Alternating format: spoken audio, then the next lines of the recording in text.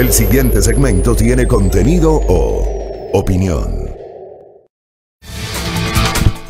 Buenos días, 6:29, gracias. A levantarse, por favor, a levantarse. Seguramente las sábanas están ahí agarrando, que no se quiere levantar. Me pasó eso hoy a las 5 de la mañana. Qué sueño, Diosito. Pato, 3 veces me sonó 3 veces me sonó la alarma, no me quería levantar. Qué barbaridad. Lo peor es que uno termina los feriados a ratos más cansado que antes de iniciarlo. ¿Sí o no? Bueno, ¿cómo se soluciona eso? Por favor, con el delicioso café Buen Día, permítame. Sin azúcar. Bueno, ¿cómo están? Qué gusto leerles, qué gusto verles. Día complejo el de hoy, ¿ya? Complejísimo. 10 de agosto de 1809, hace 212 años, el primer grito de la independencia, que marcó el inicio del camino para la emancipación política de lo que hoy es el Ecuador, que se concretó el 24 de mayo de 1822. En 1820 se generó la independencia de varias de las ciudades de nuestro país. Y 2 años después, en 1822, la independencia definitiva de lo que hoy es el Ecuador, que fue parte de la Gran Colombia hasta 1830, cuando se convirtió en república independiente. Y así ha sido, ¿no? Así ha sido a lo largo del tiempo. Fechas que además muchas veces son utilizadas por nuestros políticos o por algunos sectores para tratar de atar lo que pasa, los momentos políticos, a lo que dijo la historia, no a lo que señala la historia. Y claro, hay sectores que para el día de hoy han escogido salir a las calles. Los unos y los otros. En este espacio, querida audiencia, y pese a que hay algunos soquetes, voy a utilizar ese calificativo, soquetes, que no saben leer o no saben entender la naturaleza de este oficio. No saben comprender que la opinión es libre, pero al menos en este espacio procuramos practicar una opinión respetuosa, argumentada. Yo no tomo partido por ningún actor político. No lo hice antes, no lo voy a hacer ahora y no lo voy a hacer mañana. Por supuesto que tengo mi posición y la he expresado con absoluta transparencia en este espacio.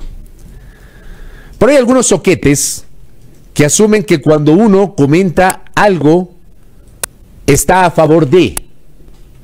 Entonces, si comentas algo, estás a favor de Yunda. Si comentas de otro lado, estás a favor de Guarderas. No. Ustedes a mí no me han escuchado una sola palabra a favor de Jorge Yunda o a favor de Santiago Guarderas. Ni media palabra a favor de Jorge Yunda o a favor de Guarderas. Si es que alguien me muestra un video, un audio o un tuit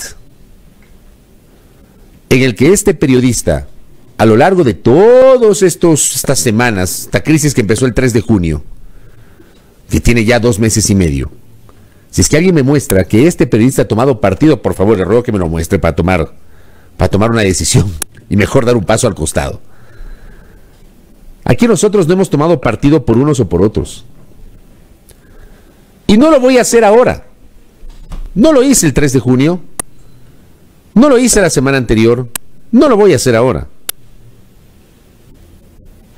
Voy a ratificar lo que dije la semana anterior, querida audiencia. La situación del municipio de Quito hoy, frente a este evidente conflicto de carácter jurídico, debe resolverse en derecho. Perdónenme, sé que hay personas que creen que la salida debe ser política.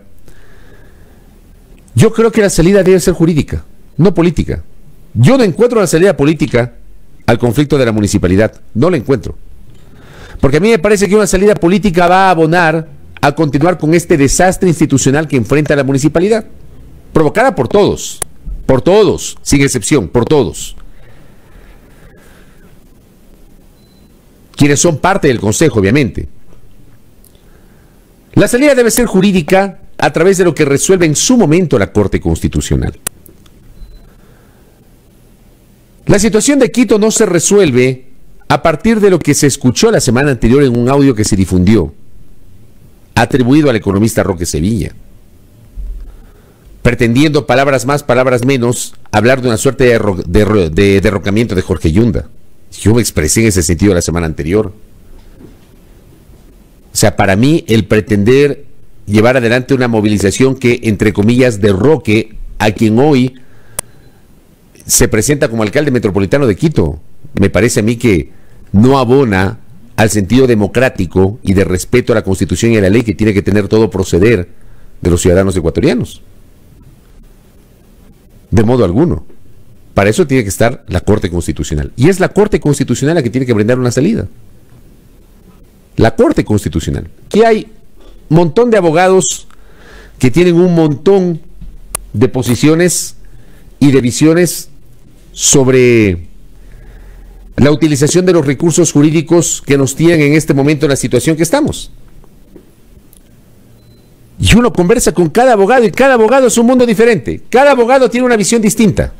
Cada uno tiene una visión distinta.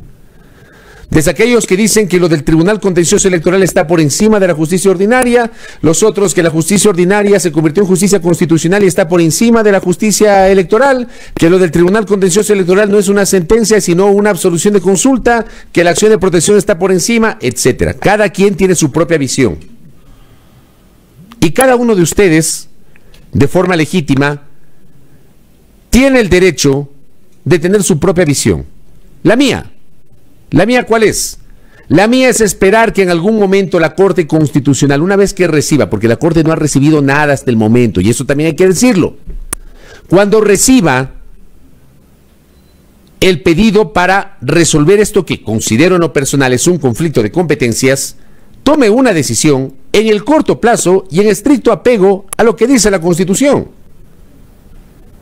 Y una vez que resuelva la Corte Constitucional, se acaba esta crisis.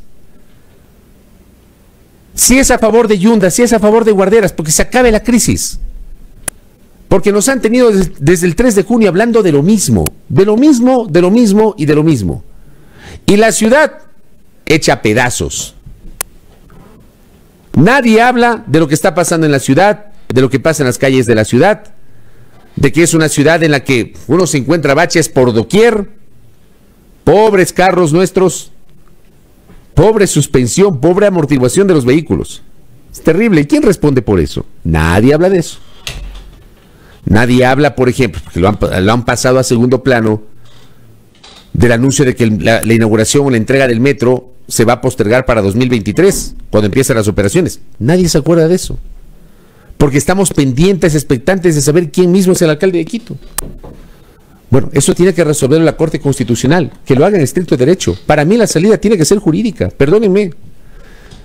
Yo no veo una salida política a ese tema. No debe ser política la salida al tema de la alcaldía de Quito. No debe ser política.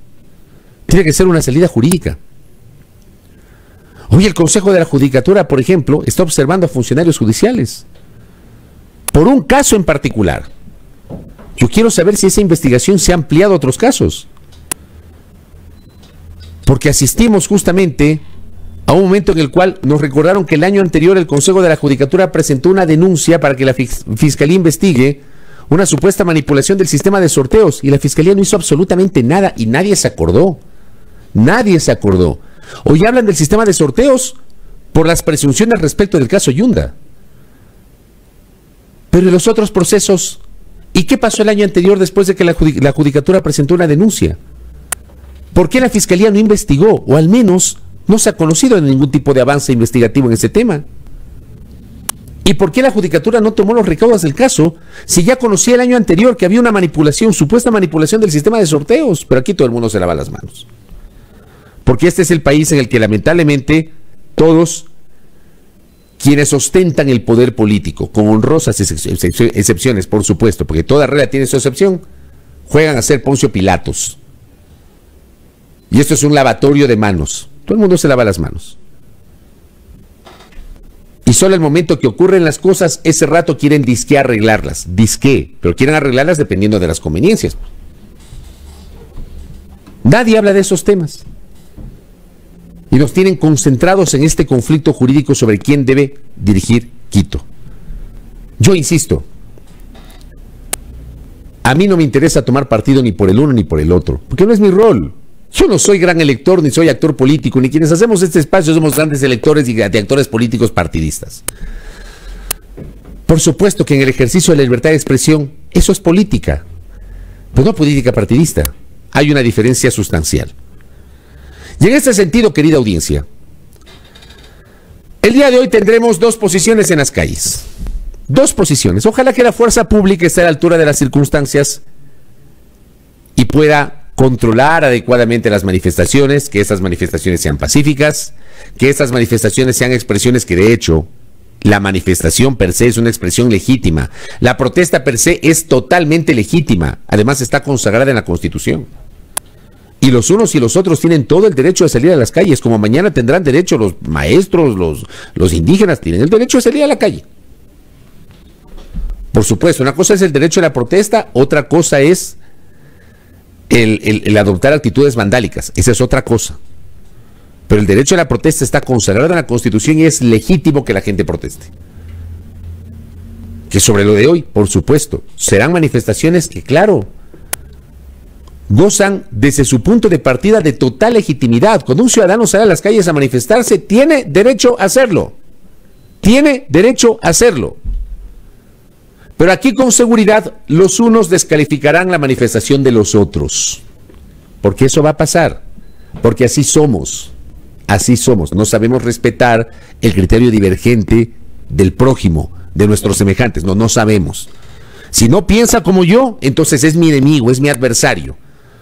Aquí hay un segmento del país que piensa en absolutos, en radicalismos. Si no piensas como yo, eres mi enemigo o eres mi adversario. Así es. Hoy tendremos una manifestación que se llama Marcha de los Barrios de Quito, se llama, entiendo.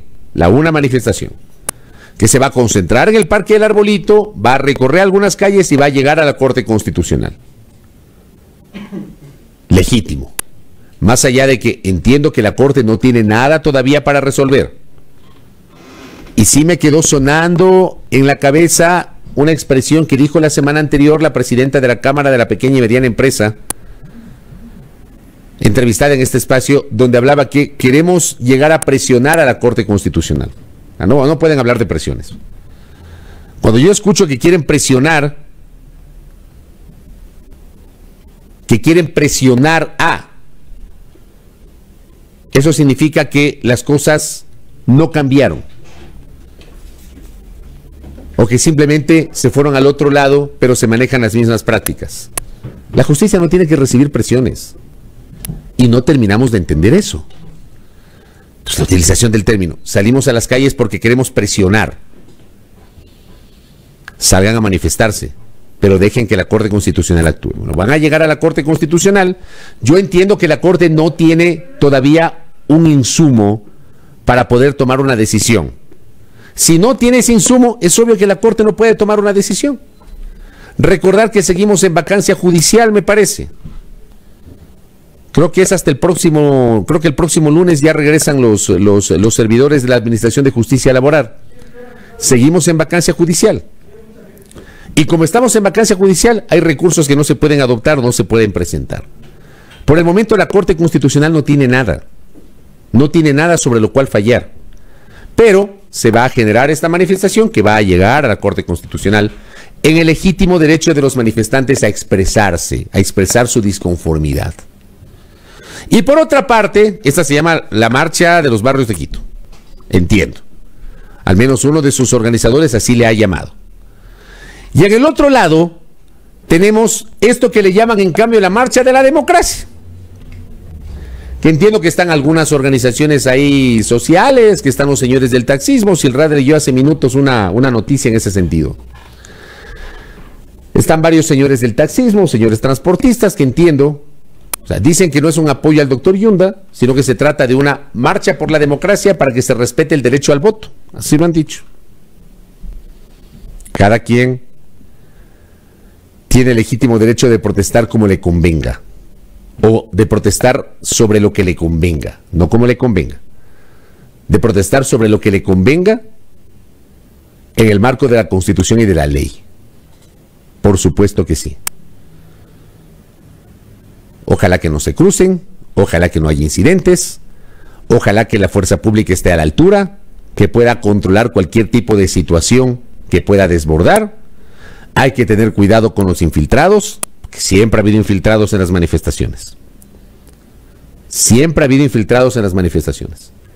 Ojalá que luego en la noche no nos encontremos con sorpresas y que luego de estas jornadas legítimas de protesta, esta ciudad se repiense. Tal vez pido mucho. Tal vez pido mucho.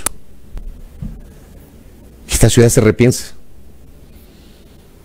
Y que luego la próxima semana comience a allanarse el camino para que se pueda conocer una situación, una solución en derecho que signifique una salida definitiva a esta crisis institucional que no da para más. Que no da para más. Así que eso tendremos el día de hoy. Una jornada compleja para Quito.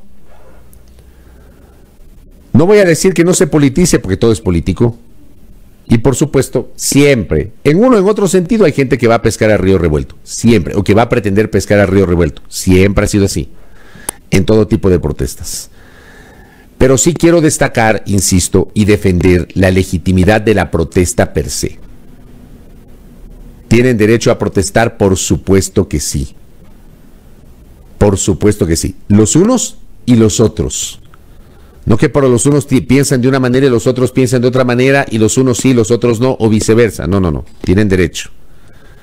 Y que a partir de este momento entre esta ciudad en un compás de espera para que se pueda solucionar de manera definitiva este tema de la ciudad. Y podamos ya comenzar a hablar de los temas que en verdad le interesan a Quito. No sé ustedes, les pregunto a los ciudadanos de Quito que escuchan este espacio. No sé si ustedes sí están cansados, yo al menos sí. Yo estoy cansado de esta crisis. Porque no estamos hablando de los temas de fondo de Quito. Bien complejo. Bueno, ese es un tema que viene a ser noticia para el día de hoy. El otro tema, hoy podría definirse qué va a pasar con el defensor del pueblo, Freddy Carrió. Sigue siendo defensor. Y hay algo que pasó el viernes que me quedó rondando en la cabeza. Porque el día viernes la abogada Tania Castillo pretendió ingresar a la Defensoría del Pueblo y fue impedida por miembros de la fuerza pública.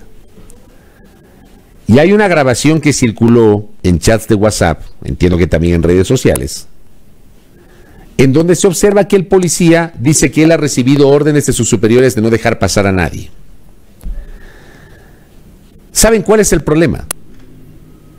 El problema de la Defensoría del Pueblo grafica, me parece a mí de modo muy claro, grafica el desastre institucional que tenemos aquí en el Ecuador. Porque ¿quién soluciona el conflicto de la Defensoría del Pueblo? ¿Quién? Se supone que este conflicto debió haber sido solucionado a partir de un pronunciamiento del Consejo de Participación Ciudadana y Control Social, que la abogada Zaida Rovira, quien actualmente ejerce las funciones de defensora del pueblo subrogante, ha desconocido. Yo pregunto, ¿cuál es el papel del Consejo de Participación Ciudadana y Control Social en este tema? ¿Quién fiscaliza a la doctora Rovira? ¿Quién fiscaliza a la doctora Castillo? ¿Cómo es posible? Y este creo que es un tema que en algún momento deberían nuestros legisladores abordarlo. ¿Cómo es posible que un privado de libertad, si bien es cierto, goza de derechos porque no los ha perdido si no tiene sentencia penal condenatoria ejecutoriada? ¿Cómo es posible que un privado de libertad, desde la cárcel, siga tomando decisiones? Y no me refiero solamente a Freddy Carrión, me refiero a Pablo Celi, en su momento Contralor General del Estado. Y yo hablo de que este caso de la Defensoría grafica la desinstitucionalización que enfrenta la República. Porque por un lado tenemos a un segmento del país, incluyendo el gobierno, que reconoce a Carlos Riofrío como Contralor subrogante, luego de que fue designado desde la cárcel por Pablo Celi como Subcontralor General del Estado. Y allí sí valió esa designación como subcontralor, con Celi desde la cárcel. ¿Cómo por un lado se avala lo que hizo Celi desde la cárcel? Y hay sectores que reconocen a Carlos Riofrío como subcontralor y ahora contralor subrogante ante la ausencia definitiva de Celi, que renunció. Y esos mismos sectores, en cambio, no reconocen las decisiones que ha tomado Freddy Carrión desde la cárcel. No sé si me explico. O sea, reconocen al uno que tomó decisiones desde la cárcel siendo contralor y no reconocen al otro que ha tomado decisiones desde la cárcel siendo defensor del pueblo. Yo quiero que alguien me explique eso. Y esto, por ejemplo, debería ser abordado por los legisladores de la Asamblea Nacional en algún momento. Si una autoridad, aunque no ha perdido sus derechos políticos, aunque goza de la presunción de inocencia, aunque debe ser materia del debido proceso y de un juicio justo, ¿puede o no puede tomar decisiones desde la cárcel? ¿No les parece a ustedes que si una persona está detenida, insisto, está detenida para investigaciones o le han dictado prisión preventiva, está siendo materia de una instrucción fiscal, pero no ha perdido su condición de autoridad? No la ha perdido, porque no ha renunciado, porque no ha sido destituido, porque no tiene sentencia penal condenatoria ejecutoriada. Sigue siendo autoridad. Pero ¿no les parece a ustedes que esa autoridad detenida no debe tomar decisiones estando en la cárcel, sino que la legislación claramente debería prohibir, pero de manera expresa, que esa autoridad que está haciendo materia de una investigación que está detenida tome decisiones? Que hay un vacío tremendo y además se presta para la interpretación y para la subjetividad. Porque entiendo que le reconocen a Carlos Riofrío, pero no le reconocen a Glania Castillo. Y los otros le reconocen a Zaida Rovira, pero no le reconocen a Carlos Riofrío. O sea, es un desastre. Eso que tenemos hoy. Entonces el policía, el día viernes, no sé si era un coronel, capitán, no tengo la menor idea, que estaba a cargo del operativo, dijo: no, usted no puede pasar porque hemos recibido órdenes superiores que aquí no entra nadie. Entonces está claro que para el gobierno o para la Policía Nacional, las resoluciones adoptadas por Freddy Carrión, estando privado de libertad, al haber cesado a Zaida Rovira y designado a Tania Castillo, esas decisiones no las reconocen. Pero ¿y por qué no hacen lo mismo con la Contraloría? Porque en cambio, de la Contraloría ya nadie dice nada. Me refiero a quién está a cargo de la Contraloría General del Estado. No sé si me explico el punto, porque de verdad es complejo esto. Es complejísimo. Pero aquí las cosas en este país se las evalúa, se las analiza dependiendo del personaje, como siempre yo lo digo. Dependiendo del personaje. Entonces, si me cae bien, le avalo, le acolito, le aplaudo. Si me cae mal, le cuestiono, le critico. Lo de fondo, para mí, es que en algún momento la norma debería ser clara. Una autoridad que ha sido detenida, que está bajo prisión preventiva, aunque siga siendo autoridad en el papel, no debe ni puede tomar decisiones estando privada de libertad. Eso debería estar consagrado en la ley, en el Código Orgánico Integral Penal y en la Ley del Servicio Público. Pero como no está claro esto que estoy diciendo, hay múltiples interpretaciones. Porque hay abogados que dicen que puede seguir tomando decisiones desde la cárcel y hay otros que dicen que no, porque la ley no dice nada sobre eso.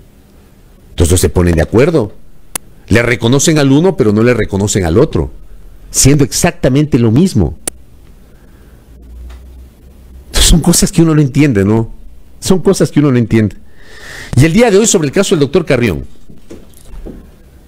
el día de hoy será un día clave porque a las 2 de la tarde se va a conocer si finalmente el defensor del pueblo será o no llamado a juicio. Como siempre yo he dicho, que las cosas se hagan en derecho. En las entrevistas que he tenido en este espacio con Priscila Schettini, la esposa del doctor Freddy Carrión, con el doctor Stalin Raza, el abogado que patrocina la defensa del doctor Carrión, hay una serie de cosas que me quedan flotando en la cabeza. Han hecho revelaciones de cuestiones que constan en el expediente y que no han sido difundidas ante la opinión pública.